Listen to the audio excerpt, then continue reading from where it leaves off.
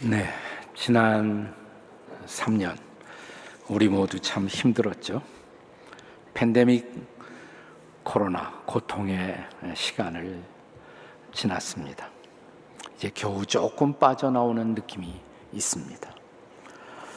저는 지나간 3년 동안 우리가 경험한 여러 가지 고통, 경제적인 아픔, 관계의 왜곡, 상실의 고통, 저도 개인적으로 목사님 말씀하신 것처럼 제 아들 하나를 천국에 보내는 고통을 겪어야 했습니다.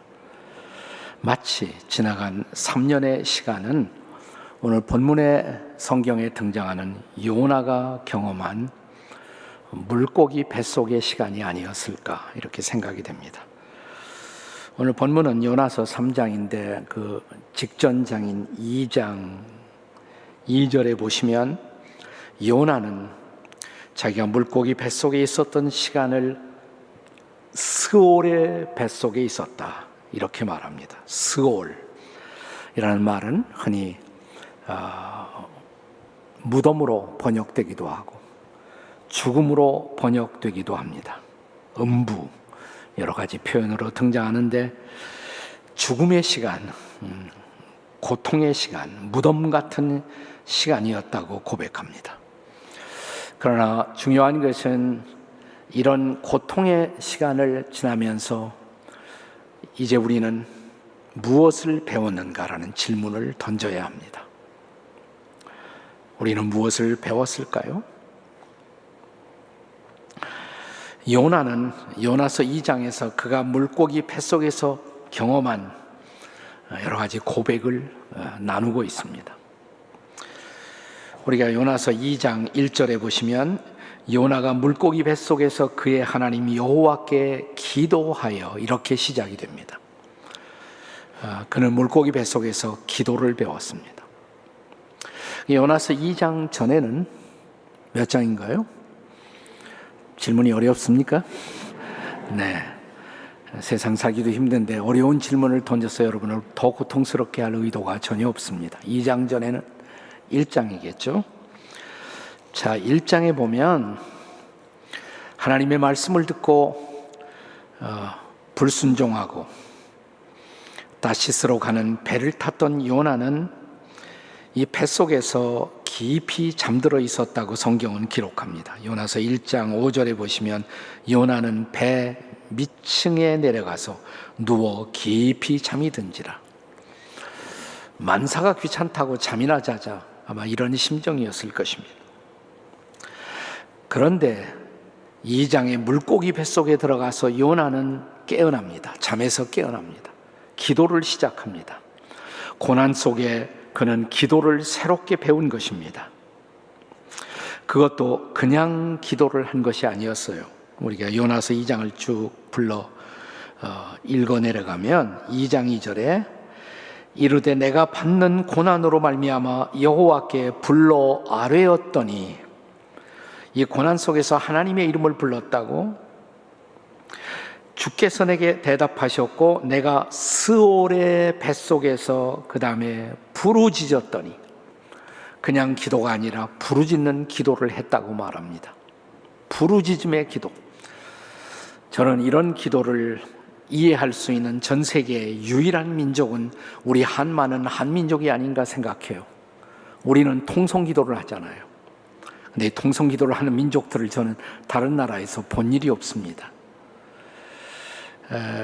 시카고의 얼바나라는 대학 캠퍼스에서 매 3년마다 세계적인 선교 대회가 열립니다. 얼바나 컨퍼런스가 열리는데, 오래전에 제가 그 스피커 중에 한 사람으로 초대되어 갔는데, 그때 저에게 의탁된 제목이 한국교회 기도를 소개하라는 거예요.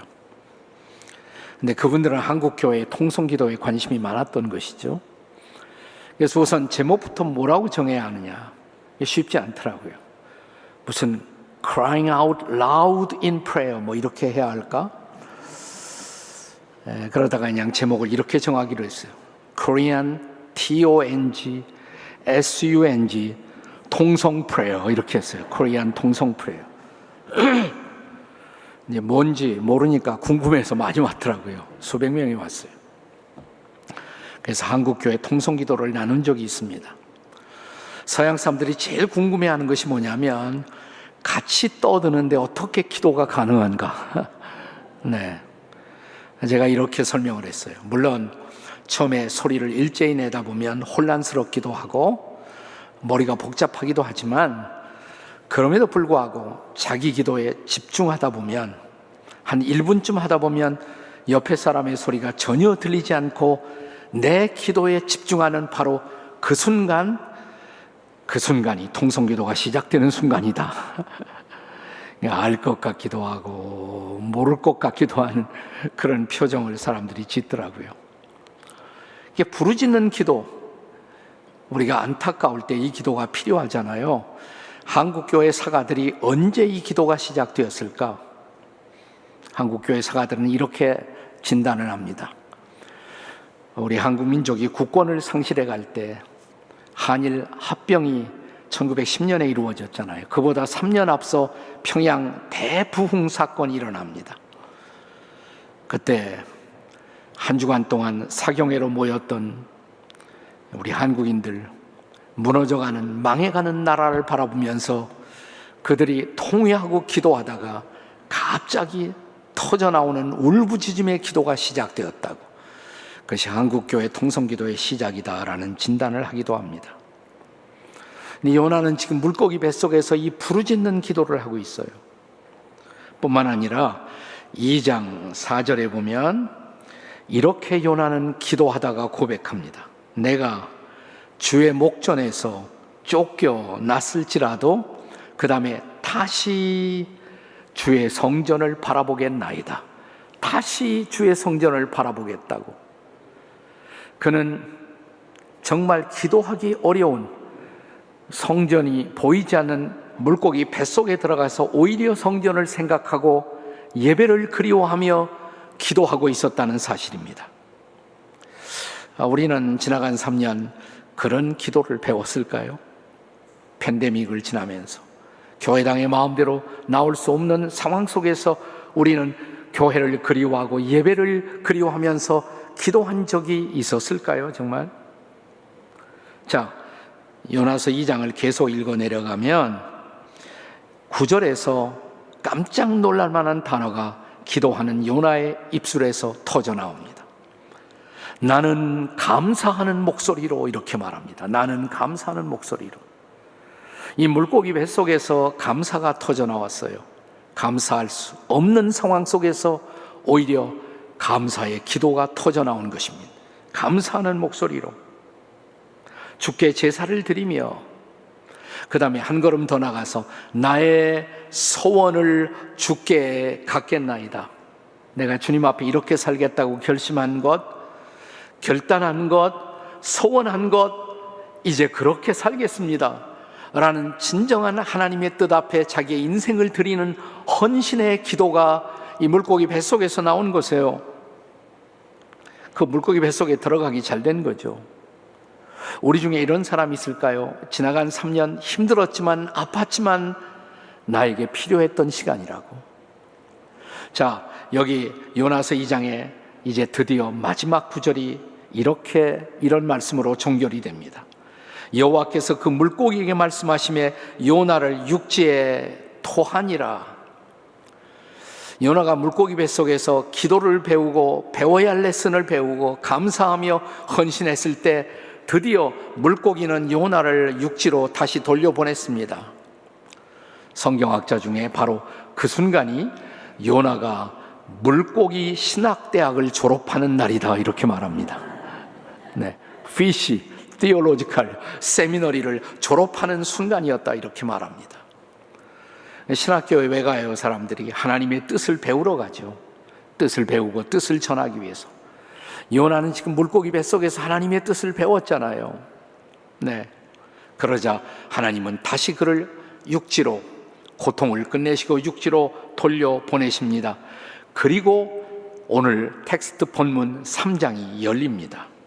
자, 3장 1절 본문의 첫 구절 다 같이 읽겠습니다. 시작. 여호와의 말씀이 두 번째로 요나에게 임하니라. 이르시되. 그리고 하나님이 두 번째 말씀을 시작하세요. 두 번째. 그리고 두 번째 기회를 주세요. The second chance. 두 번째 말씀하시고 두 번째 기회를 주십니다. 자, 하나님이 두 번째 말씀하실 때 너무나 중요해서 두 번씩 말씀하시는데 우리는 어떤 반응을 보여야 마땅할까요? 요나는 어떻게 반응했을까요? 자, 첫 번째로 요나는 이 두 번째 반복되는 말씀을 경청합니다. 아주 진지하게 경청합니다. 자, 두 번째 반복되는 말씀이 뭐였습니까? 3장 2절을 다 같이 보겠습니다. 3장 2절 다 같이 읽습니다. 시작. 일어나 저 큰 성읍 니느웨로 가서 내가 네게 명한 바를 그들에게 선포하라 하신지라. 여기 중요한 동사가 세 단어가 나와요. 일어나라, arise, 가라, go, 선포하라. 세 단어가 나와요. 근데 이게 두 번째 하신 말씀이라는 거예요. 그럼 첫 번째 하신 말씀은 어떤 말씀이었습니까? 다시 요나서 1장 1절로 돌아가면 요나서 1장 1절이 이렇게 시작됩니다. 여호와의 말씀이 아미떼의 아들 요나에게 임하니라 이르시되. 그리고 뭐라고 말씀하실까요? 요나서 1장 2절의 말씀이에요. 자, 너는 일어나 저 큰 성읍 니느웨로 가서 그것을 향하여 외치라. 자, 무슨 단어가 나와요? 일어나라, 가라, 외치라, 선포하라. 그 말씀을 다시 주신 거예요. 3장 2절에 반복하신 것입니다. 너무 중요하기 때문에 그 말씀을 반복해서 말씀하십니다. 하나님이 요나에게 두 번째 반복하신 말씀, 너무 중요하기 때문에 여기에 요나를 향한 하나님이 주시는 사명이 있었어요. 사명, 미션. 그 사명이 뭡니까? 너는 가야 한다고, 일어나 가야 한다고, 저 니느웨로. 거기 가서 하나님의 말씀을 선포해야 한다고. 그것이 미션이었어요. 사명이었어요. 사랑하는 여러분, 사명은 생명보다 더 중요한 것입니다. 한번 따라서 해주세요. 사명은 생명보다 더 중요합니다. 우리가 사도행전 20장에 보면 바울 사도가 에베소라는 도시에서 3년간 사역하고 에베소 교회를 떠나면서 이런 사역의 고백을 남기고 있습니다. 내가 달려갈 길, 내가 주 예수께 받은 사명, 주 예수께 받은 사명, 곧 하나님의 은혜의 복음을 전하려 하면은 나의 생명을 조금도 귀한 것으로 여기지 아니하노라. 여기 바울은 나는 생명을 버릴 수 있다고, 사명을 위해서는. 그러니까 사명이 생명보다 더 중요한 것이죠. 사명이 없이 생명만 붙들고 있는 것, 그것은 생존에 불과해요. 의미 없는 생존, 버티고 살고만 있는 거예요. 그러나 의미는 없어요. 사명이 우리의 생존을 의미 있게 만드는 것입니다. 그래서 사명은 생존보다, 생명보다 더 중요한 것입니다. 믿으십니까? 다시 한번 따라서 하세요. 사명은 생명보다 더 중요합니다. 옆에 사람한테 한번 물어보세요. 사명은 생명보다 더 중요하십니까? 이렇게. 그러면 또 물어봐야 돼요. 당신의 사명은 뭡니까 도대체? 내 사명을 알아야 돼요. 내 사명. 그런데 1장에서 요나는 도피하고 있었단 말이죠. 사명을 받고도 도망갔어요. 다시스로. 그러나 요나를 쓰시고자 하는 하나님, 그대로 둘 수 없는 요나를 위해서 하나님이 태풍을 몰고 파도를 몰고 요나를 추적해서 요나를 물고기 뱃속에 넣으십니다. 거기서 다시 사명을 발견할 수 있도록. 그렇습니다. 두 번째 반복되는 말씀, 어떻게 응답해야 한다고요? 경청해야 한다고. 잘 경청해야 합니다. 다시 한번 옆에 사람에게 잘 경청하십시다. 이렇게. 자, 그 다음에 할 일이 뭘까요? 두 번씩 반복되는 말씀 앞에 어떻게 반응해야 옳을까요? 순종해야 합니다. 잘 순종해야 합니다. 따라서 하세요. 잘 순종합시다. 이렇게. 자, 1장에서 보는 요나는 어떤 요나예요? 도망가는 요나예요. 하나님이 말씀하신 다시스로 가지 않고, 니느웨로 가지 않고 다시스로 도망치고 있던 요나, 도망가는 요나의 얼굴을 1장에서 보았어요. 2장의 요나는 어떤 요나입니까? 돌이키고 있는 요나, 물고기의 뱃속에서 고통을 받으면서 돌이키고 있는 요나, 회개하고 있는 요나예요. 네. 그런데 드디어 3장에 와서 요나는 순종하는 요나의 모습으로 우리 앞에 등장합니다. 순종하는 요나. 네. 그래서 요나는 옛날의 요나가 아니에요. 역사적인 인물, 과거의 역사적인 인물의 이야기를 여러분은 듣고 있는 것이 아니에요. 이 요나는 누구일까요? 성경의 요나는 다른 사람이 아니라 요나인 것입니다. 요나. 요나는 누굽니까? 다 같이 요나 한번 해보세요. 가슴을 치면서 요나, 네, 바로 나예요. 지금 하나님은 요나에게 말씀하세요. 우리가 어떻게 해야 한다고? 이 말씀을 경청해야 한다고, 돌이켜야 한다고, 회개해야 한다고, 그리고 순종해야 한다고. 자, 이제 본문에서 순종하는 요나를 보십시다. 본문 3절입니다. 3절을 다 같이 읽겠습니다. 시작. 요나가 여호와의 말씀대로 일어나서 사흘 동안 걸을 만큼 하나님 앞에 큰 성읍이더라. 요나가 여호와의 말씀대로 일어나서 그랬어요. 니느웨로 가서 순종하고 있는 거예요. 순종. 이제 순종하는 요나예요. 이 순종은 얼마나 소중하고 존귀한 것입니까? 남아프리카에서 사역했던 우리들의 신앙의 선배, 성자로 일컬어졌던 앤드루 모레이는 이런 말을 했습니다. 우리가 예수를 믿는 순간 우리는 예수님의 학교에 입학한다. 그 학교에서 평생 배워야 하는 단일한 레슨, 유일한 레슨이 있다. 그것은 바로 순종의 레슨이다. 순종의 레슨이다. 우리가 히브리서 5장 8절에 보시면 이런 말씀을 대할 수가 있습니다. 그는 예수님이에요. 예수님은 하나님의 아들이시라도 받으신 고난으로 순종을 배워 온전함에 이르셨다고. 여러분, 하나님의 아들이신 예수님도 순종을 배우셨어요. 그러면 저와 여러분은 얼마나 더 순종을 배워야 할까요? 신앙생활의 평생의 여정은 바로 순종을 배워가는 여정인 것입니다. 특별히 인생의 길에서 고난을 맞이할 때 우리는 더욱 순종을 배워야 합니다. 순종을 배우지 못하면 어떤 사람일까요? 따라서 하세요. 순종을 배우지 못하면 옆에 사람 쳐다보고 잡종이십니다. 네. 순종을 배우지 못하면 잡종이에요. 순종을 배워야 순종이십니다. 진짜 하나님의 순종, 하나님의 진정한 사람이 되려면 순종을 배우셔야 합니다. 자, 2번씩 반복하는 말씀, 하나님이 너무 중요할 때 찾아와서 우리의 이름을 부를 때도 2번씩 부르세요. 구약에 보면 사무엘을 부르십니다. 사무엘아, 사무엘아. 그리고 그를 부르세요. 하나님의 종으로 쓰시려고.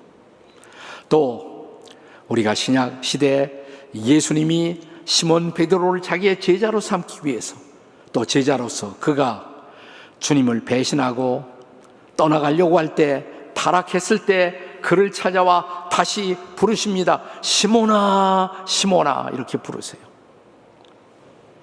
또는 바울이 되기 전에 하나님의 그릇으로 이방인의 사도로 쓰임을 받기 전에 그를 찾아와서 이렇게 부르십니다. 사울아, 사울아, 네가 어찌하여 나를 핍박하느냐. 어느 날 하나님이 여러분의 이름을 부르시거든, 그리고 내 마음속에 어떤 사명을 떠올리시거든, 내가 이렇게 하고 살아야 한다고 말씀하시거든, 주님이 미션을 주시는 놀라운 순간입니다. 잘 경청하셔야 합니다. 잘 순종하셔야 합니다. 그리고 마지막 3번째로 순종의 결과를 기대하십시오. 따라서 하십시다. 순종의 결과를 기대하십시다. 옆에 사람에게 해보세요. 시작. 순종의 결과를 기대하십시다. 네, 순종하면서 그 결과를 기대하는 것이 옳은 일이죠. 자, 오늘의 텍스트 본문의 4절에서 같이 한번 읽습니다. 3장 4절 다 함께 읽습니다. 요나가 그 성읍에 들어가서 하루 동안 다니며 외쳐 이르되 40일이 지나면 니느웨가 무너지리라 하였더니. 네. 자, 요나가 드디어 니느웨로 가서 외치기 시작합니다. 하나님의 말씀을. 그러면서 40일이 지나면 이 도성은 무너질 것이라고, 하나님의 심판으로 40일의 찬스를 준 거예요. 40일. 성경에서 40일은 하나님이 역사하는 아주 특별한 시간으로 자주 등장하지 않습니까? 노아의 홍수 40일,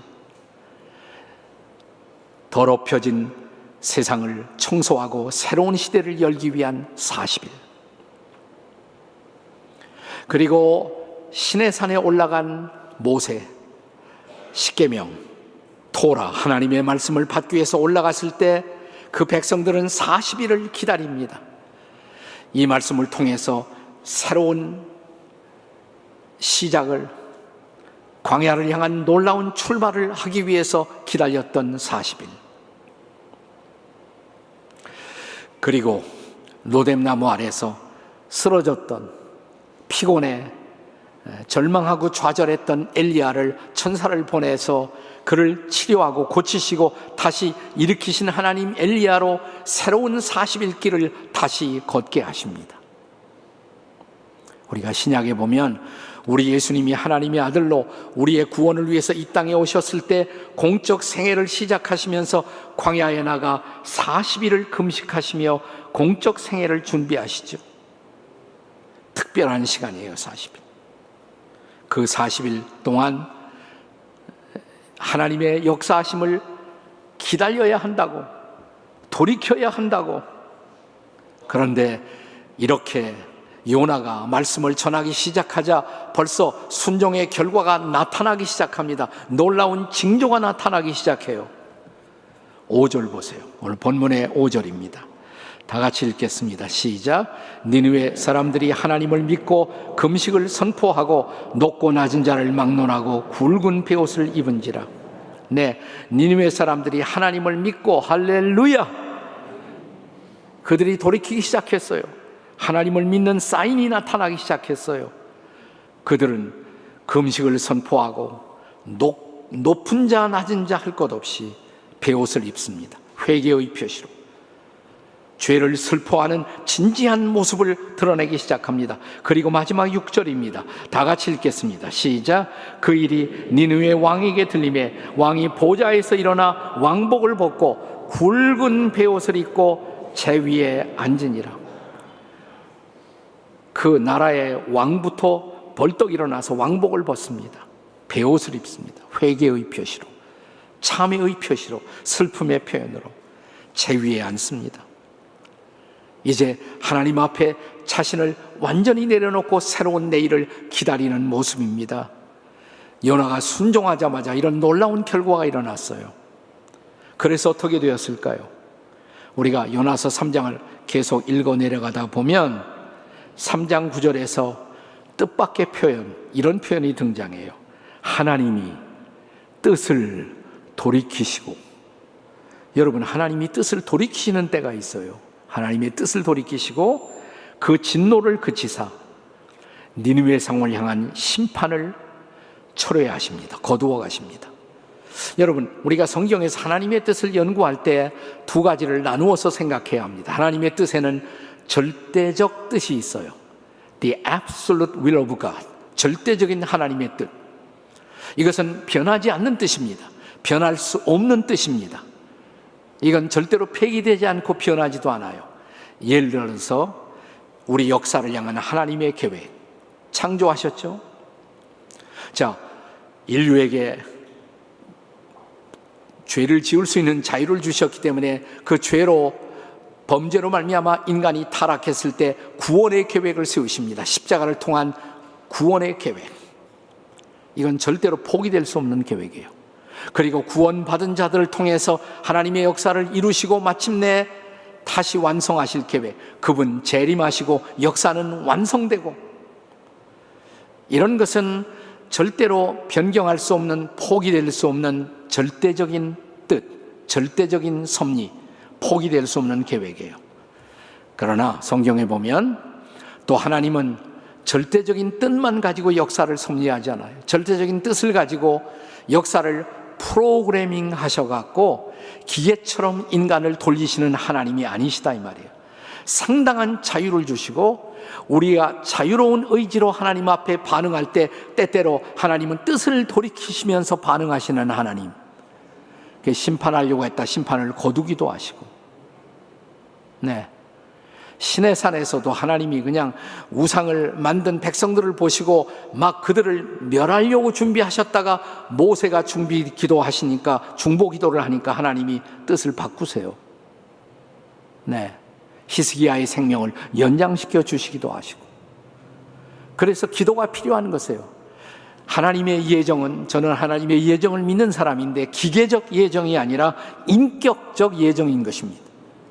자, 하나님이 섭리하시고 우리가 반응할 때 때때로 뜻을 바꾸며 섭리하시는 하나님, 그래서 기도가 중요한 것입니다. 또 기도가 참으로 필요한 것입니다. 자, 진실로 니느웨의 백성들이 회개하고 하나님 앞에 뉘우쳤을 때 그 토성을 향한 심판을 거두십니다. 그리고 그들을 구원하십니다. 할렐루야! 놀라운 일이 벌어졌어요. 그러므로 우리는 기도하고 순종하고 회개하면서 순종의 결과를 꿈꿀 수가 있어야 합니다. 이제 드디어 하나님은 새로운 역사를 그 토성에 진행하십니다. 지금 우리가 이 환한 불빛 아래에서 이렇게 예배하고 있는데, 이 전기, 토마스 에디슨 발명왕이 만든 것이죠. 제가 며칠 전에 제 손자가 토렌스에 살고 있기 때문에 거기 들려서 왔는데, 토렌스에 가니까 에디슨 전기 회사가 있더라고요, 거기에. 네. 여러분, 에디슨이 이 전구를 처음 만들었을 때, 이제 이 전구를 만들고 이제 소켓에 이 전구를 끼워 넣는 그 순간에 에디슨은 자기 실험실에 데리고 있던 많은 조수들 가운데서 나이가 가장 어린 소년 죄수를 불렀대요. 네가 껴. 제가요? 그래. 이 어린 소년 조수가 벌벌 떨면서 이 전구를 소켓에 처음으로 역사상 끼워 넣다가 실수해서 떨어뜨렸어요. 전구가 깨졌습니다. 그것 때문에 한 달 이상 전구를 다시 만드는 작업이 필요했다고 그래요. 전구를 다시 만들고 그 전구를 다시 끼워 넣는 그 순간 그 책임을 에디슨은 다시 실패했던 그 조수에게 또 맡깁니다. 네가 해야 돼. 저 못해요. 이제는 절대로 못해요. 아니, 절대로 해야 돼. 그 전구를 손에 쥐어주면서 올라가라고, 끼우라고, 그러면서 유명한 두 가지 말을 했다고 그래요. Son, you can do it. 넌 할 수 있어. Try it again. 넌 할 수 있어. 다시 해봐. 저는 우리 주님이 저와 여러분을 향해서 오늘 이렇게 말씀하고 있다고 생각해요. 우리의 죄, 우리의 실패, 우리의 모든 더럽혀진 이것을 짊어지고 십자가에서 보혈을 흘려 씻어주신 주님, 장사한 지 사흘 만에 부활하시면서 주님이 주신 메시지, 부활의 생명으로 우리 인생의 길을 인도하실 것을 약속하시며 하시는 말씀, 어떤 말씀일까요? 사랑하는 아들아, 사랑하는 딸아, 넌 할 수 있어. You can do it. Try it again. 다시 해봐. 3년간 힘들었지만 일어나 다시 하라고 명하시는 주님. 다시 어떻게 할까요? 다시 어떻게 우리는 인생의 진정한 회복을 이룰 수가 있을까요? 그것은 룻기를 통해서 내일 저녁부터 말씀드리겠습니다.